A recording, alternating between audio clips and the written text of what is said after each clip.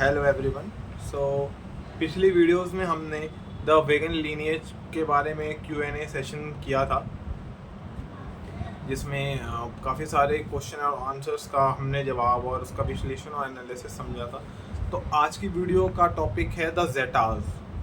ठीक है, तो आज हम द जेटाज प्रजाति के बारे में जानेंगे, जो कि वेगन लीनिएज से ही ओरिजिनेट होकर निकली है। ठीक है, तो बिना देरी के वीडियो स्टार्ट करते हैं। Within the vegan lineage, one branch has extremely mentally focused. Their intent was to develop the mind and eradicate emotions. ठीक है, तो अब वेगन लीनेज के अंदर से ही एक ब्रांच निकली, ठीक है, जो कि बहुत ही मेंटली फोकस थी और उसका इंटेंशन ये था कि भाई माइंड को डेवलप करना और इरेडिकेट करना है सब इमोशंस को। Mistakenly believing emotions were the sign of less evolve species. वो ये मानते थे कि इमोशन जिनको आ रहा है यार वो इवॉल्व नहीं हो रखे सही से। लेस इवॉल्व स्पीशीज का एक सिम्टम है कि वो इमोशंस में पड़ जाते हैं। The group created a very large split between themselves. They didn't really understand what they were doing but convinced themselves that they were on the path of perfection. मतलब कि ये ग्रुप अपने आप पर कोई भी मतलब समझ नहीं रहा था कि वो क्या कर रहा है, पर अपने आप को कन्विंस करना इनको आता था कि यार हम जहाँ जा रहे हैं यार वो पाथ तो परफेक्ट ही है। ठीक है, this is the civilization we call the Zeta Reticuli और the Zetas for the short. हाँ, या तो इसको हम लोग जेटा रेटिकुली कह सकते हैं, ठीक है, रेटिकुली कह सकते हैं, या फिर सिंपल शब्दों में समझने के लिए तो द जेटास ही बोल सकते हैं।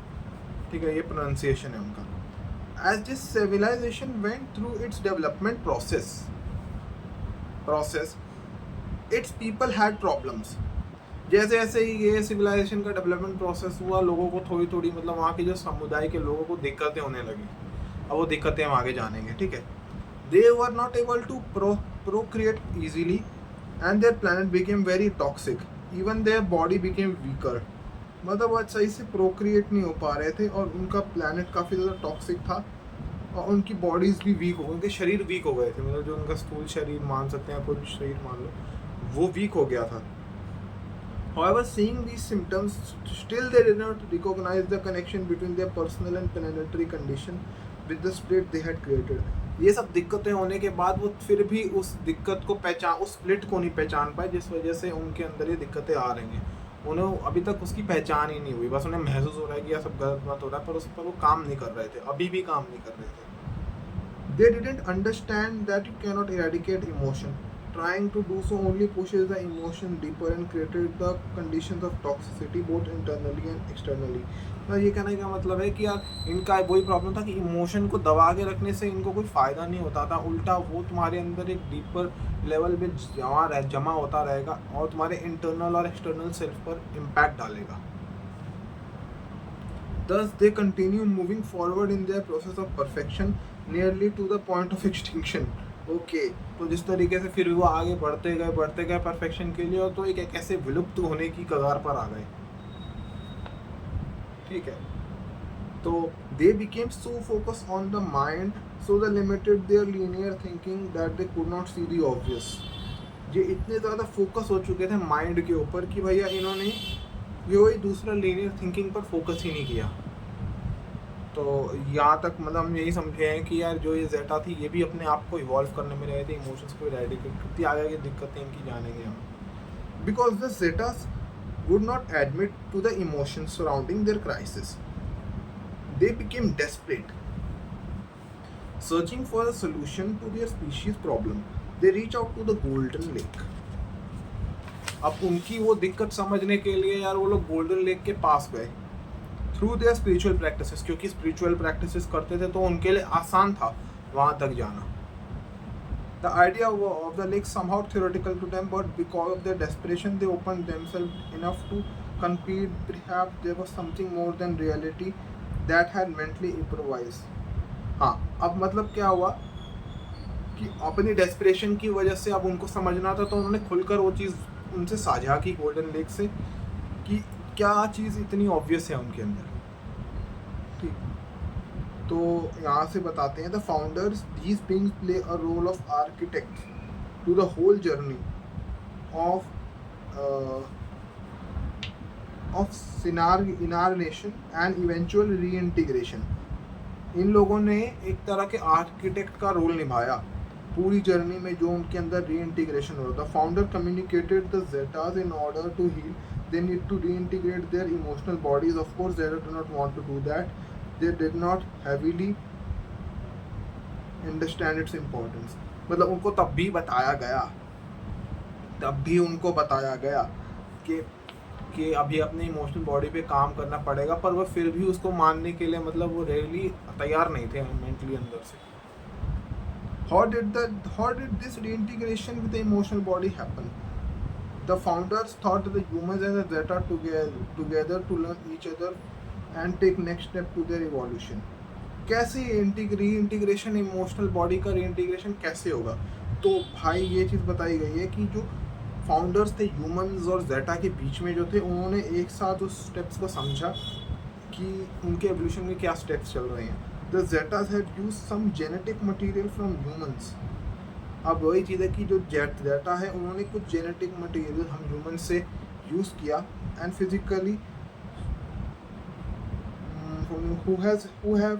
who still have emotional bodies to help them rebuild physically and strengthen their species.